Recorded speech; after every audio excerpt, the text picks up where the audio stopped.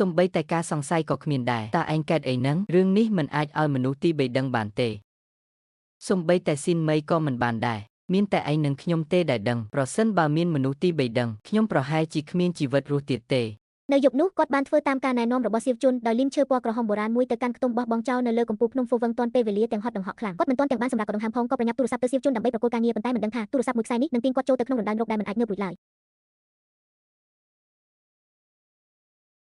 នៅខណៈពេលដែលឮសំឡេងទូរស័ព្ទរោទចេញពីក្នុងប្រអប់មុខរបស់នាងសាំងតុងក៏ប្រែជាស្លេកស្លាំងភ្លាមបេះដូងលោតញាប់មិនឈប់ប្រភ្នោមិនល្អក៏បានគ្របដណ្ដប់លើរូបគាត់ភ្លាមគាត់បានបើកប្រអប់ឈើឡើងទាំងឈួតវង្វេងអ្វីដែលនៅខាងក្នុងនោះគឺសៀវជុនប៉ុន្តែសៀវជុននៅពេលនោះគឺលែងមានដង្ហើមទៅហើយនៅចំពេលដែលនាងសាំងតុងកំពុងតែវង្វេងស្មារតីសំឡេងកាមេរ៉ាថតរូបក៏បានបន្លឺឡើងពីខាងក្រៅទ្វារបុរសបិទមុខម្នាក់ឃើញនាងសាំងតុងងាកមកមើលក៏រត់គេចខ្លួនបាត់ទៅនាងសាំងតុងមានអារម្មណ៍មិនស្រួលថាបុគ្គលនេះច្បាស់ជាពាក់ព័ន្ធនឹងការស្លាប់របស់ចៅសៀវជុនជាមិនខានដោយមិនខ្វល់ពីប្រអប់ឈើក៏ប្រញាប់ដេញតាមទៅការដេញតាមយ៉ាងស្វិតស្វាញប៉ុន្តែដោយសារតែកម្លាំងកាយត្រូវអស់ពីការលីប្រអប់ឈើពីមុនមកគាត់ក៏បានឈប់ទាំងហត់ដង្ហក់នៅកណ្ដាលជម្រាលភ្នំហើយនៅពេលនោះសំឡេងស៊ីរ៉ែនប៉ូលីសបានបន្លឺឡើងពីផ្លូវភ្នំដ៏ឆ្ងាយតើអ្នកណាជាអ្នកសម្លាប់សៀវជុនពិតប្រាកដតើបុរសបិទមុខដែលថតរូបនោះជាអ្នកណាប៉ូលីសបានចេញប្រតិបត្តិការពេញមួយយប់តើអ្នកណាជាអ្នករាយការណ៍ប្រាប់ប៉ូលីសល្បែងមរណៈដែលត្បាញឡើងដោយពាក្យកុហកនិងវាសនាមួយនេះទីបំផុតនឹងឈានទៅដល់ការផ្ទុះឡើងយ៉ាងបង្ហូរឈាមបំផុតបងប្អូនល្អម្នាក់ដែលនៅចំពោះមុខខ្ញុំនេះសូម្បីតែឈ្មោះពិតរបស់គាត់ក៏ខ្ញុំមិនដឹងផងកាលពី10ឆ្នាំមុនបានឃើញផ្ទាល់ភ្នែកនៅដំណើរការទាំងមូលនៃការសម្លាប់ប្តីនិងកប់សពរបស់ខ្ញុំទោះបីជាគាត់ពិតជាចាត់ទុកពួកយើងជាគ្រួសារតែមួយទោះបីជាការស្រឡាញ់ចំពោះធានប៉ាវមិនតិចជាងខ្ញុំនិងសៀវជុនឡើយទោះបីជាគាត់បានសរសេរឈ្មោះរបស់ធានប៉ាវជាអ្នកទទួលផលធានារ៉ាប់រងក៏ដោយប៉ុន្តែខ្ញុំគ្មានជំរឿទេដើម្បីគ្រួសាររបស់ពួកយើងដើម្បីឲ្យធានប៉ាវអាចរស់នៅបានល្អគាត់ត្រូវតែស្លាប់បងស្រីស៊ីនមូថូតើឯងកើតអីហ្នឹងមូថូភ្ញាក់ឡើង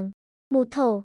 នៅមានរបស់ធានប៉ាវទៀតខ្ញុំក៏មានរបស់ធានប៉ាវដែរដឹងថាប៉ារបស់គេមិនស្រឡាញ់ពួកយើងទេពួកយើងរត់ទៅពួកយើងអាចរត់គេចខ្លួនបានប៉ុន្តែចុះធានប៉ាវវិញគេឈឺខ្លាំងដល់ថ្នាក់នោះតើចង់ឲ្យធានប៉ាវរត់គេចខ្លួនជាមួយពួកយើងពេញមួយជីវិតមែនទេ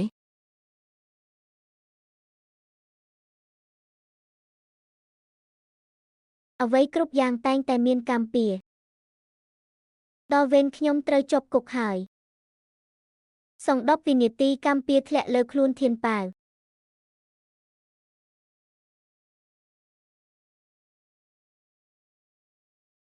ខ្ញុំមិនមែនមិនដែលគិតពីរឿងកម្មពៀនោះទេប៉ុន្តែរាល់ពេលដែលខ្ញុំឃើញមុខដ៏ស្លេកស្លាំងរបស់ធានប៉ាវឃើញគេត្រូវរងទុក្ខវេទនាដោយសារតែជំងឺរហូតដល់គេងមិនលក់ឃើញជីវិតរបស់គេស្ថិតក្នុងសភាពចង្អៀតចង្អល់ខ្ញុំក៏សួរខ្លួនឯងថាតើមានមនុស្សប៉ុន្មានអ្នកដែលអាចរក្សាព្រំដែនរវាងសេចក្តីល្អនិងសេចក្តីអាក្រក់នៅចំពោះមុខជីវិតកូនប្រុសរបស់ខ្លួនបាន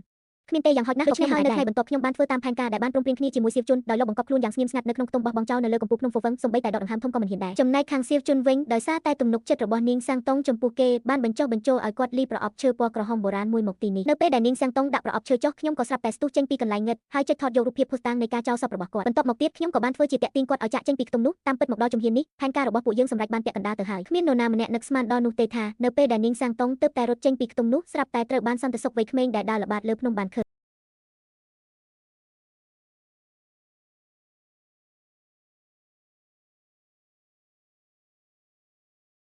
ហើយការដែលខ្ញុំតាក់ទាញនាងសាំងតុងចេញទៅគោលបំណងគឺទិញពេលវេលាឲ្យចៅសៀវជុនដែលនៅក្នុងប្រអប់ឈើរងចាំរហូតដល់នាងសាំងតុងត្រឡប់មកវិញហើយសម្រាប់គាត់ចោលបន្ទាប់មកចៅសៀវជុនក៏លាក់ខ្លួនទៅដល់ពេលនោះផុសតាងដែលថាអ្នកទាំងពីរមានគំនុំពីមុនមកហើយបានសម្រាប់គ្នាទៅវិញទៅមកគឺនឹងពួកយើងនឹងអាចរំដោះខ្លួនចេញពីស្រមោលអតីតកាលកាលពី10ឆ្នាំមុនបានទាំងស្រុងហើយទទួលបានប្រាក់ធានារ៉ាប់រងយ៉ាងសុខសាន្តដើម្បីយកមកព្យាបាលជំងឺឲ្យធានប៉ាវប៉ុន្តែអ្វីមិនដូចបំណងឡើយសន្តិសុខវ័យក្មេងដែលដើរល្បាតលើភ្នំបានឃើញនាងសាំងតុងរត់កាត់ទៅក៏ចង់មកពិនិត្យមើលនៅក្នុងខ្ទង់នោះគេមិនដឹងឡើយថាខ្លួនឯងហៀបនឹងខ្លាចជាជនរងគ្រោះដ៏ស្លូតត្រង់បំផុតនៅក្នុងផែនការនេះឡើយនៅពេលដែលនាងសាំងតុងប្រញាប់ត្រឡប់មកវិញហើយបើកប្រអប់ឈើឡើងនៅក្នុងនោះគ្មានស្រមោលរបស់សៀវជុនទៀតឡើយនៅពេលនោះគាត់មិនមានការសង្ស័យបន្តិចសោះឡើយថាខ្លួនឯងកំពុងតែត្រូវគេរៀបចំគម្រោងការក្នុងចិត្តរបស់គាត់មានតែការបារម្ភថាបងប្អូនល្អរបស់គាត់ត្រូវបានសន្តិសុខទូចម្នាក់ដែលលេចមុខមកភ្លាមនោះលាក់ខ្លួនទុកយ៉ាងណា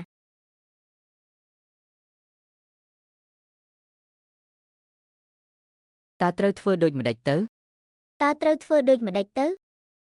ខ្ញុំប្រហែលជាដឹងថាគេអាចទៅទីណាបានហើយឲ្យតែរកគេឃើញហើយសម្លាប់គេចោលទៅ